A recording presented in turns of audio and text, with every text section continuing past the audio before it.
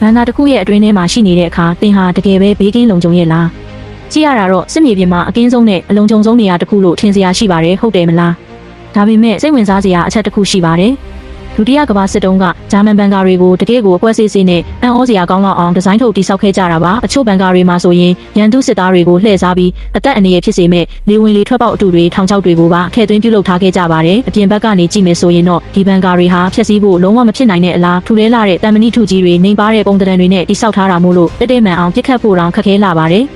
ဒါကြောင့်မို့လို့အင်းရဲ့အတွင်းထဲမှာစစ်တပ်နဲ့ပြစ်ခတ်သူတယောက်အနေနဲ့နေထိုင်ရတဲ့အခါမိမိကိုယ်ကိုရာနှုန်းပြည့်လုံးကြုံနေပြီလို့ထင်မှတ်နိုင်ပေမဲ့တကယ်တမ်းမှာတော့ထင်သလောက်မရိုးရှင်းပါဘူးတကူရီသုံးဘန်ကာအသေးစားလေးတွေကိုကြည့်လိုက်ရင်ရင်းတို့ကိုအခြေခံအဖြစ်တံမဏိတစ်ဆက်တည်းတခဲနဲ့ပုံသွင်းပြီးပြုလုပ်ထားတာဖြစ်ပါတယ်ဘန်ကာရဲ့အစိပ်ပိုင်းတော်များများကမြေအောက်ထဲမှာနစ်မြုပ်နေပြီးအပေါ်ရန်မျက်နှာပြင်ပေါ်ကိုတော့အပိုင်းအစလေးတစ်ခုပဲပြူထွက်နေတာပါ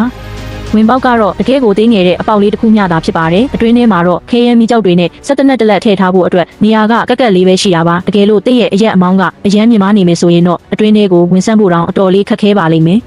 အခုကစပြီးတကယ်ကိုယူချင်စရာကောင်းတဲ့အပိုင်းရောက်လာပါပြီဘန်ကာရဲ့ဘေးဘက်နဲ့အပေါ်ဘက်တံမဏိအကာအကွယ်ထူက45မီလီမီတာဝန်းကျင်ခန့်ရှိပြီးရှင်းမျက်နှာစာကတော့အထူ190မီလီမီတာကျော်အထိရှိပါတယ်ဒါဟာခြေလျင်တပ်သားတွေပြစ်ခတ်သမျှဘလို့လက်နက်မျိုးကိုမစိုးတေချာပေါက်ကာကွယ်တားဆီးပေးနိုင်လောက်တဲ့အထိတန်မာလှတာပါရန်သူ34တင်ကားတစ်စီးကတိုက်ရိုက်ပြစ်ခတ်ရင်တောင်ရှင်းမျက်နှာစာအကာအကွယ်ကိုဖောက်ထွက်ဖို့အတော်လေးရုန်းကန်ရပါလိမ့်မယ်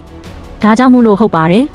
ပြစ်ခတ်မှုစွမ်းရည်နဲ့ခန်းစစ်ပိုင်းကနေကြည့်ရင်တော့ရင်းကိုထိခိုက်အောင်လုပ်ဖို့မဖြစ်နိုင်တဲ့လောက်ပါပဲဒါပေမဲ့တကယ်မေးခွန်းကတော့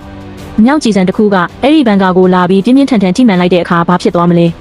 ဘန်ကာကိုဖောက်ထွက်မသွားပဲအပြင်ဘက်ကနေပဲလာမှန်တာမျိုးကိုပြောတာပါအဲ့ဒီလိုမျိုးအရှိန်ဟုန်ပြင်းစွာလာရောက်ရိုက်ခတ်မိတဲ့တုံခါမှုစွမ်းရင်ကြီးဟာဒီအတိုင်းပျောက်ကွယ်သွားတာမဟုတ်ပါဘူးရင်းကတံမဏိထုကြီးတစ်ဆင့်အတွင်းထဲမှာရှိနေတဲ့လူသားရဲ့ခန္ဓာကိုယ်စီကိုတိုက်ရိုက်ကူးဆက်စီးဆင်းသွားတာဖြစ်ပါတယ်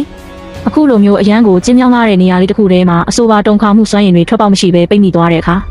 ဘန်ကာကြီးကမပြတ်စည်းပဲခန္ဓာရည်ရှိနေရင်တောင်တင်းရဲ့ခန္ဓာကိုယ်ကတော့ခန္ဓာရည်ရှိမှာမဟုတ်ပါဘူးအတွင်းကလေးစားများဒဏ်ရာရရှိခြင်းတုံးလုံးခြောက်ခြားခြင်းနဲ့ပြင်းထန်တဲ့အုံနောက်တုံခါမှုတွေအပြင်အချို့သောအခြေအနေတွေမှာတော့ဓာတ်ထက်မကပုံမဆိုးရွားတဲ့အသက်အန္တရာယ်တွေအထိကြုံတွေ့ရနိုင်ပါတယ်ဒါကြောင့်မို့လို့ဟုတ်ပါတယ်